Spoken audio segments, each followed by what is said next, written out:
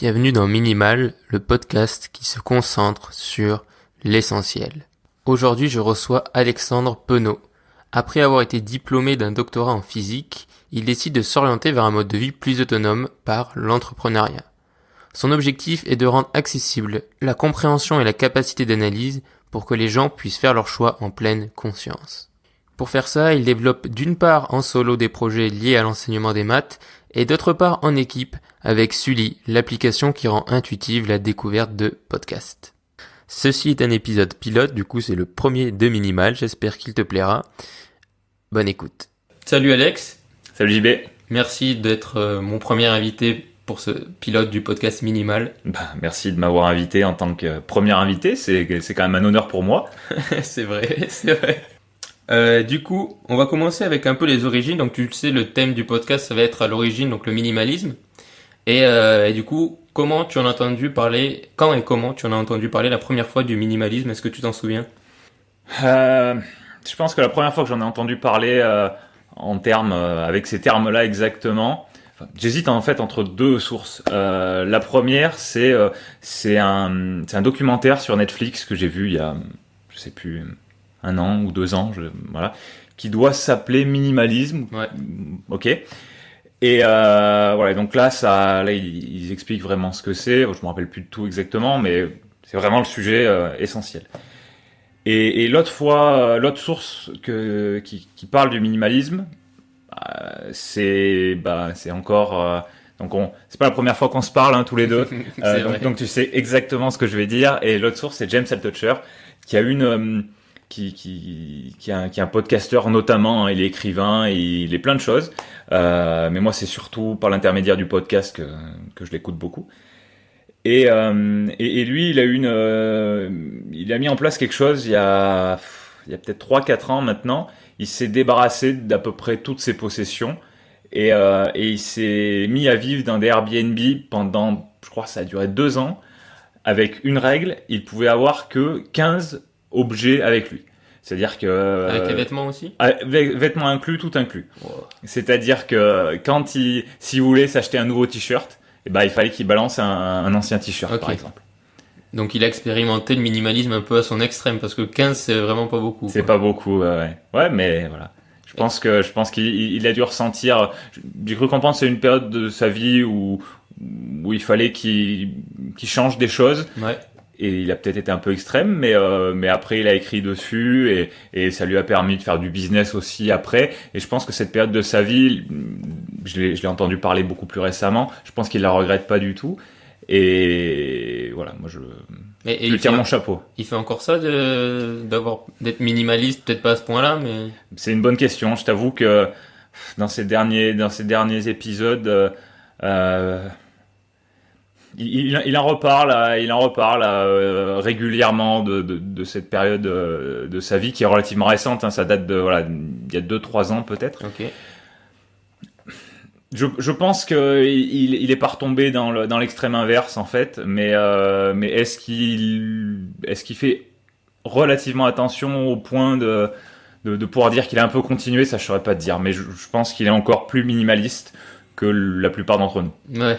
Il a peut-être un peu plus de 15 objets maintenant, mais il a peut-être quand même arrêté un peu son challenge. Oui, et puis surtout, ce qu'il a fait, c'est qu'il s'est remis à vivre à un endroit fixe. Ah oui. Donc je sais plus s'il a acheté ou loué, mais voilà, depuis 2 ans, je crois 1 ou 2 ans, il revit au même endroit et il est moins nomade et il est moins.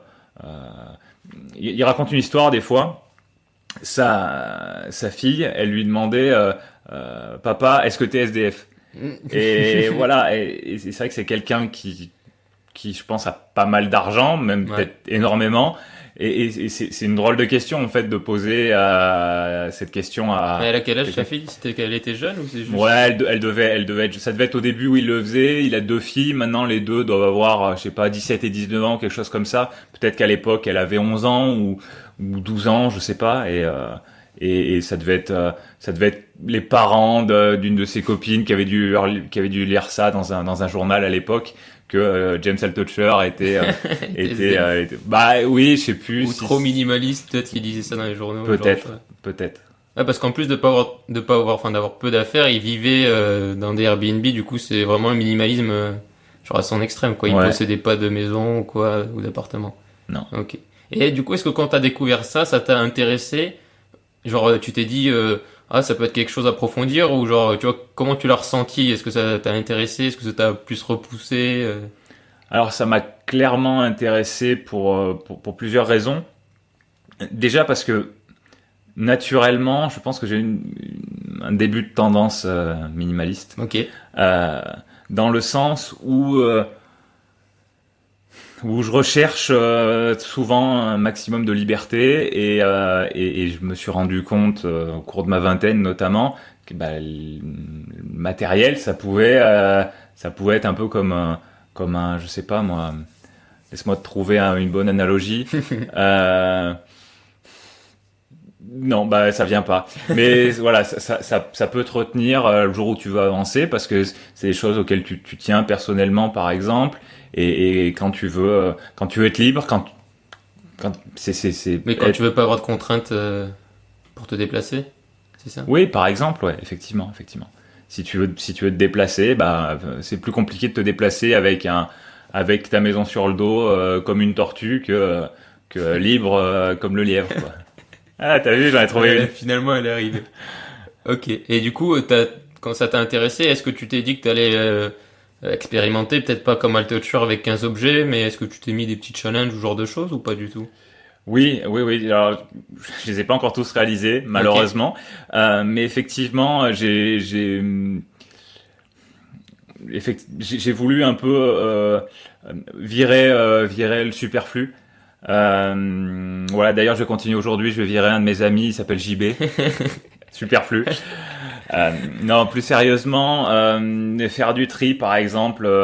L'idée, c'est de faire du tri dans mon armoire. Il y a plein de trucs que je mets jamais, qui prennent de la place pour rien. Et voilà, c'est quelque chose que j'envisage. J'ai pas encore fait parce que pour me mettre au boulot, des fois, c'est pas évident.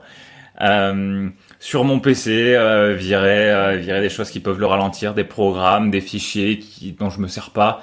Ça, je l'ai fait je le fais de temps en temps. Je l'ai notamment fait hier. Ça a pas fait de mal. Voilà. Après, aller au-delà, je sais pas.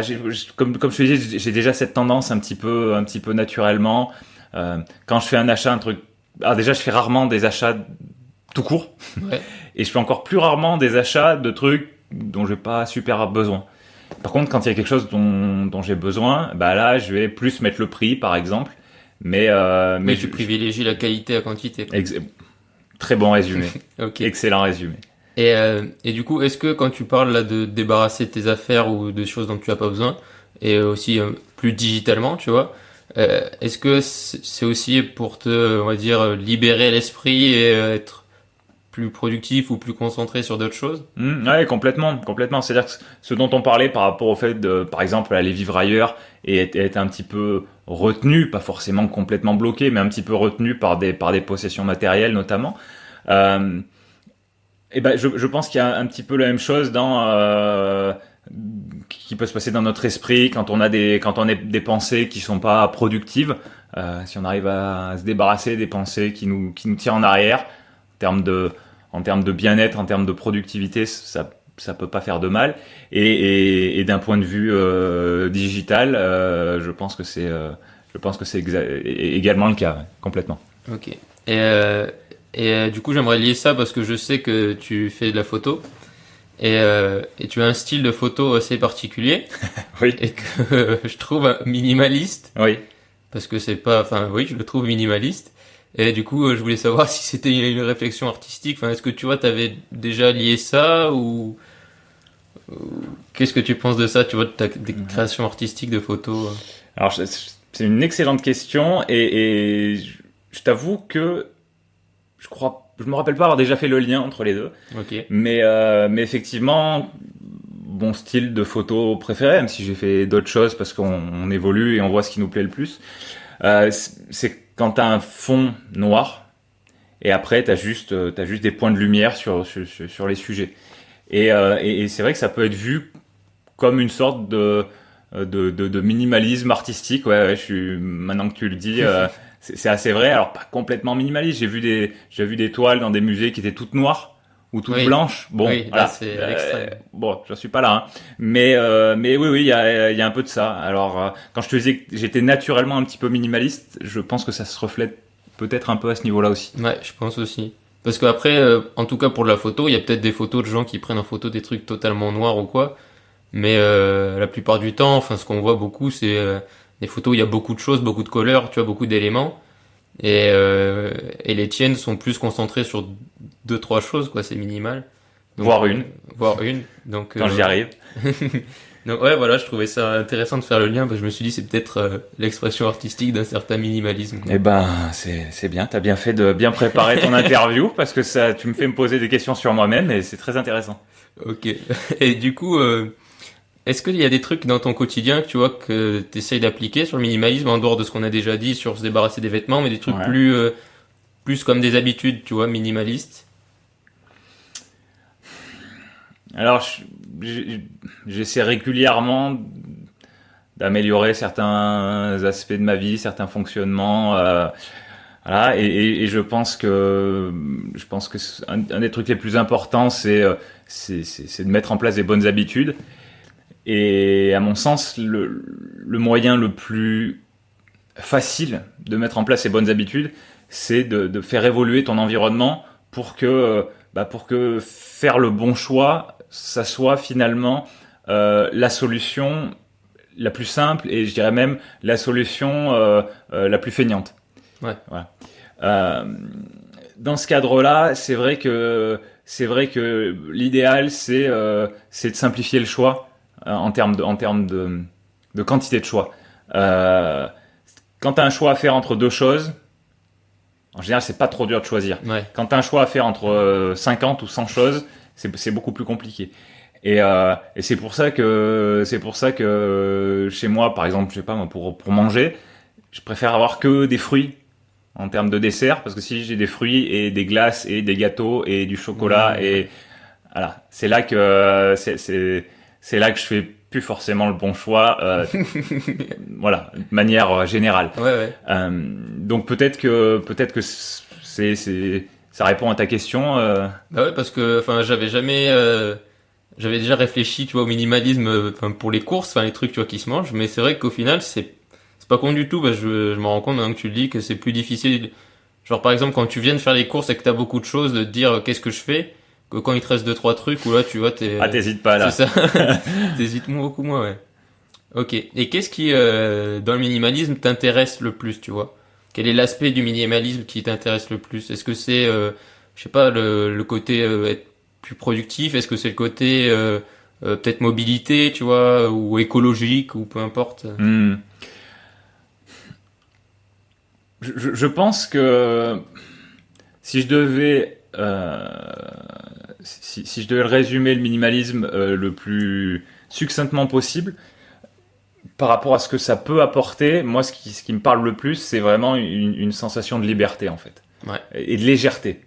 Voilà. Donc après, ça peut prendre différentes formes, et ça peut être différents moyens. Mais voilà, c'est vraiment ce que je recherche dans le minimalisme. Et encore, je me considère pas 100% minimaliste non plus, hein. Mais c'est ce qui m'attire dans ce courant-là, on va dire. C'est ne pas trop s'encombrer, et du coup pouvoir réorganiser ses moyens vers ce qui est le plus important pour soi. Ok. Et est-ce qu'il y a un truc que tu trouves, du coup, vu que t'as envie enfin, j'imagine que t'as envie de plus en plus le mettre en place, tu vois. Et est-ce qu'il y a un truc que tu trouves vraiment difficile avec cet état d'esprit? Genre, est-ce que t'as du mal à te séparer des trucs, ou tu vois, des choses matérielles ou des choses immatérielles? Oui, complètement, complètement. J'ai un certain attachement émotionnel à certains biens matériels, et même, enfin, quand je dis matériel, ça peut être aussi numérique, hein. Ça peut être des choses sur mon ordinateur. Voilà, donc peut-être que moi je chercherais un juste milieu, et plutôt que de me débarrasser de certaines choses, les archiver. Voilà, des choses que j'aurais pas besoin d'emmener avec moi, ou que j'aurais pas besoin d'avoir sur mon PC, ou voilà. Et je sais que je sais que si jamais un jour je regrette, je pourrais y accéder, mais ça m'encombrera pas au quotidien, quoi. Ok. Et genre, quand tu dis par exemple archiver des choses physiques, ce serait par exemple les mettre dans un local que tu loues là? Enfin, ce genre de choses? Ouf, oui. Alors déjà le mettre dans un coin chez mes parents. Oui, ou chez tes parents. Voilà. Mais ouais, c'est ça. Faire un tri, me débarrasser de ce qui me manquera pas du tout. Et puis après, garder ce dont j'ai besoin très régulièrement pour me simplifier le choix au quotidien, hein, me simplifier le choix quand je décide de m'habiller le matin, vu que c'est pas ma passion. Voilà, aller à l'essentiel. Et après, ce qui me servira pas au quotidien, mais que j'aurais du mal à me séparer, soit me mettre un coup de pied aux fesses et puis le faire vraiment. Sinon, peut-être comme je te disais, archiver, donc de manière physique ou en termes de photos par exemple, ou en termes de documents, de choses que j'ai fait avant et qui ont un format numérique. Ouais. Peut-être les mettre sur un disque dur, voilà. Et cette démarche du coup, c'est de séparer des choses, mais progressivement au final. Enfin, j'ai l'impression que c'est ça en fait qu'on fait. Genre, moi aussi, il y a des trucs sur lesquels j'ai du mal à me séparer. Mais je me rends compte qu'il y a des choses que j'ai archivées, par exemple, il y a 2 ans, en me disant jamais je voudrais m'en séparer. Et genre récemment, notamment digitalement, là j'ai fait un tri. Ouais. Parce qu'au final, tu te rends compte après 2 ans, tu le regardes et genre il y a des choses tu vois que j'ai regardées digitalement où je me suis dit ça m'a fait plaisir de le revoir. Du coup, je l'ai gardé. Mais 80% des choses que j'avais archivées, la loi des 20-80 comme d'hab, au final je me suis dit je m'en fous de le revoir. Genre ça m'a pas, tu vois, j'étais en mode. Du coup, je l'ai supprimé. Donc est-ce que tu penses pas que genre archiver les choses, c'est un peu le début d'un process de se séparer de certaines choses aussi parce qu'on n'est pas prêt sur l'instant T. Ouais, c'est complètement possible. Ouais. C'est complètement possible parce que clairement on évolue. Ouais. Et voilà. Moi, je garde juste un petit peu de réserve parce que on peut évoluer dans un sens et puis peut-être que 2 ans après, on aura réévolué dans l'autre. C'est vrai. Voilà. C'est aussi pour ça que moi je me méfie un petit peu de ce qui est définitif en fait, d'un point de vue général. Mais ça peut pour certaines personnes ça peut être exactement comme tu dis, pour d'autres comme moi qui suis peut-être qui émotionnellement est peut-être plus attaché à certaines choses, ça sera peut-être autre chose, peut-être qu'il y a un juste milieu, je saurais pas te dire définitivement, mais je trouve que ta réflexion fait sens en tout cas. Ok. Et est-ce que t'as lu, en dehors du podcast du coup de James Altucher et du reportage minimalisme, est-ce que t'as lu des livres sur le minimalisme? Non, j'ai pas lu de livre sur le minimalisme. J'avais regardé quelques vidéos sur YouTube du gars qui avait filmé le film, enfin le documentaire. Matt Davella, je crois qu'il s'appelle Matt Davella. Oui, je crois que c'est ça, ouais, ça me parle. Avec des lunettes. Il y a des lunettes. Oui, certainement. Bon, oui, je pourrais aller chercher, mais oui, ce nom me parle, donc je pense que c'est lui. Voilà, mais j'ai pas fait plus d'efforts que ça par rapport à. Et t'as pas de podcast non plus à part de James Altucher, genre t'as pas écouté d'épisodes ou de podcasts spécialisés là-dedans quoi? Alors de podcasts en entier, enfin de podcasts de chaîne, clairement pas. D'épisodes, je suis quasiment certain que sous une forme ou sous une autre, Tim Ferriss en parle. Ouais, bah oui, c'est vrai. Voilà. C'est vrai. Mais c'est vrai que j'ai pas poussé le sujet plus que ça parce que je me suis déjà trouvé une liste de choses à faire qui je pense pourraient m'aider. Ouais. J'en ai fait une partie, il y en a encore une grosse partie qui manque, donc je vais continuer dans cette voie-là et à partir de là je vais voir si ça m'apporte beaucoup de bénéfices et si j'ai besoin de creuser encore plus la question ou pas. Et qu'est-ce qu'il y a du coup sur ta liste des choses à faire? Est-ce que tu peux nous partager si tu penses à des trucs?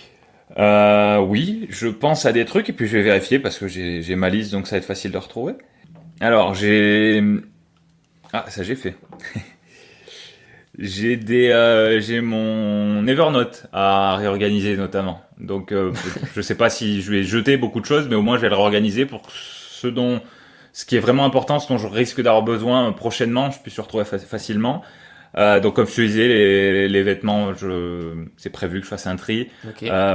Mon bureau, j'ai fait un tri, il est beaucoup mieux rangé maintenant, mais Maintenant, j'ai une pile de choses à trier, certaines achetées, certaines à vraiment archiver. Ça, je l'ai pas encore fait, ça fait un petit moment. Donc c'est prévu. Voilà, j'ai des cartes SD d'appareils photo ou de sauvegarde aussi à trier. Voilà, je crois que c'est tout ce que j'ai. Je crois que c'est tout ce que j'ai prévu pour le moment. Ouais. Ok. Est-ce que du coup, parce que tu parlais juste avant de Tim Ferriss, et j'ai vu 2-3 de ses vidéos sur le minimalisme notamment, mais récemment, comme je t'expliquais, j'ai aussi vu des trucs sur le matériel de podcast, et notamment une de ses vidéos, et il partageait un truc, parce que je sais qu'il est minimaliste, parce que notamment il fait, je crois, une fois par an, une fois tous les 2 ans, où il donne toutes ses affaires, enfin il renouvelle toute sa garde-robe et tout ça, et il mélange un peu le minimalisme et le stoïcisme, tu sais, un peu sa philosophie de vie là. Mm-hmm. Et dans la vidéo où il présente son équipement de podcast, et donc il a pas mal d'équipements, même si tout tient dans un sac, mais il en a quand même pas mal.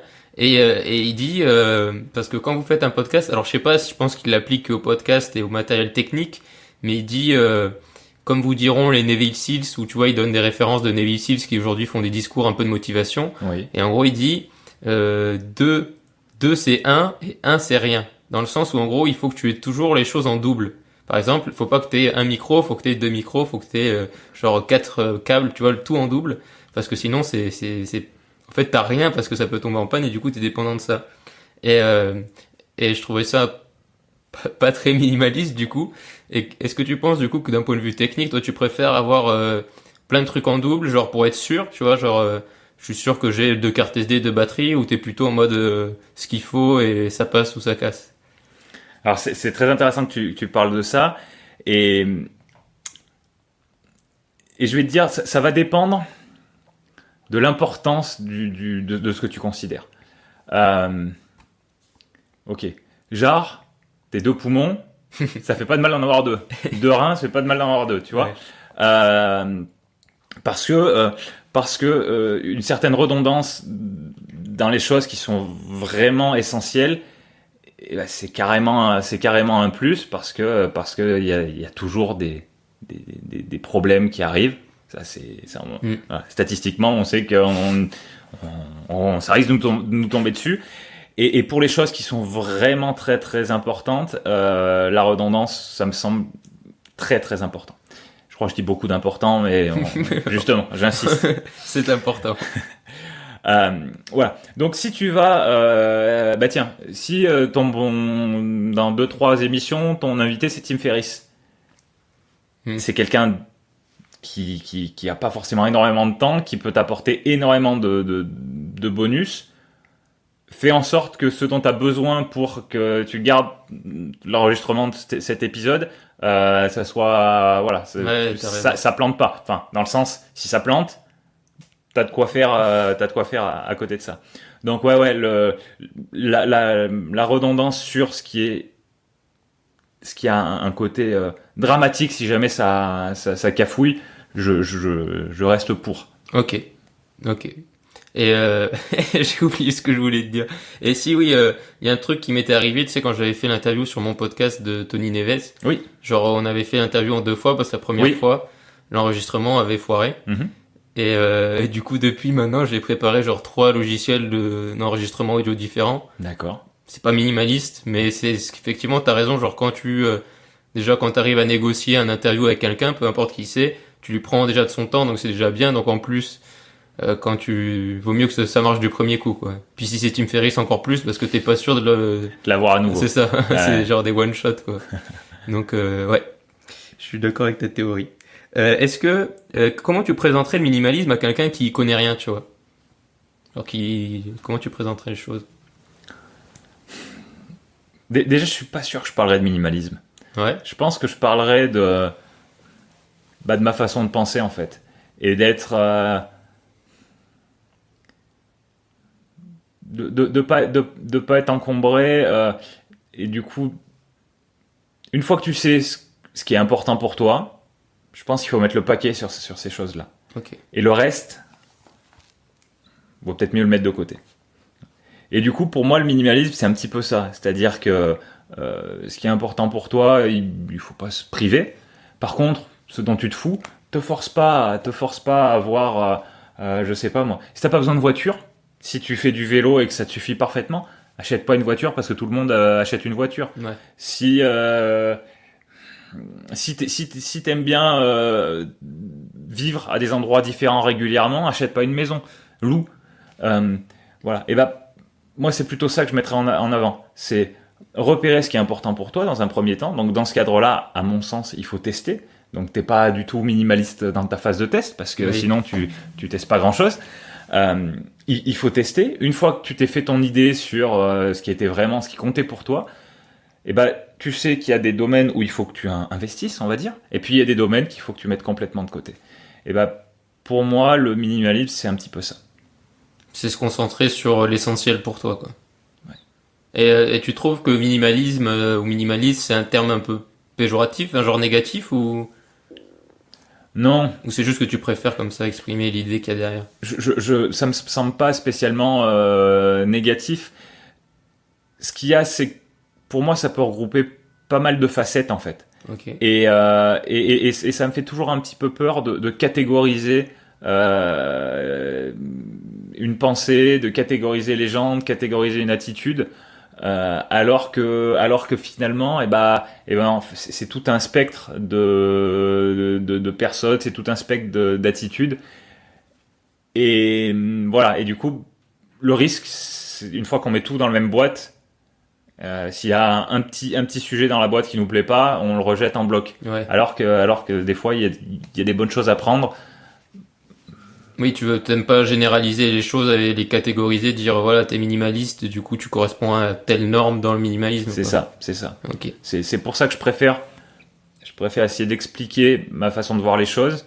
Et après, si on me demande de mettre un nom dessus, éventuellement. Mais je commencerai pas par mettre le nom parce que là, ça va scinder ça va être noir ou blanc, quoi. Ok. Et idéalement, pour se projeter un peu dans l'avenir, comment tu vois du coup un peu ton futur personnel, professionnel, en appliquant un peu ce que tu as envie d'appliquer tu vois, d'ici, je sais pas, 3-5 ans? D'accord. Alors déjà, moi, au niveau professionnel, je suis encore en phase de test. Donc j'ai pas du tout coupé. Pour le moment, je suis encore assez... Enfin, quand je te dis j'ai pas du tout coupé, non, je sais déjà qu'il y a des choses que j'ai pas très envie de faire. Mais je reste encore assez ouvert sur ce que je fais aujourd'hui. Et contrairement au côté matériel où j'aime pas être encombré, en termes d'activité, pour le moment en tout cas, j'aime bien faire des choses différentes parce que je me sens plus épanoui en faisant des choses différentes. Donc tu te dis, je fais de la photo. À la base, je suis un scientifique. Avec Sully, ce que je fais le plus, c'est écrire. Oui, c'est vrai. Voilà, donc c'est vraiment des domaines qui sont, alors dans mon cas, beaucoup plus intellectuel que manuel. C'est clair que manuellement, je suis pas au top, mais après assez divers. Et c'est comme ça que je me sens le plus épanoui en fait. Mais il est possible que, à force de continuer de tester, je trouve une voie plus spécifique qui se réalisera peut-être dans les 3 ou 5 ans. C'est possible. Ok. Est-ce que tu préfères la tâche quotidienne et je sais pas l'écriture ou un peu tous les trucs que tu fais à te dire je veux atteindre ça et je veux être ça, tu vois, genre à te donner une définition précise dans l'esprit? Ouais, est-ce que je serais plutôt un gars qui planifie ou un gars qui exécute? Ouais, voilà. Ok. Je suis pas un très bon gars qui exécute, et donc je te répondrai que je suis plus côté réflexion qu'action.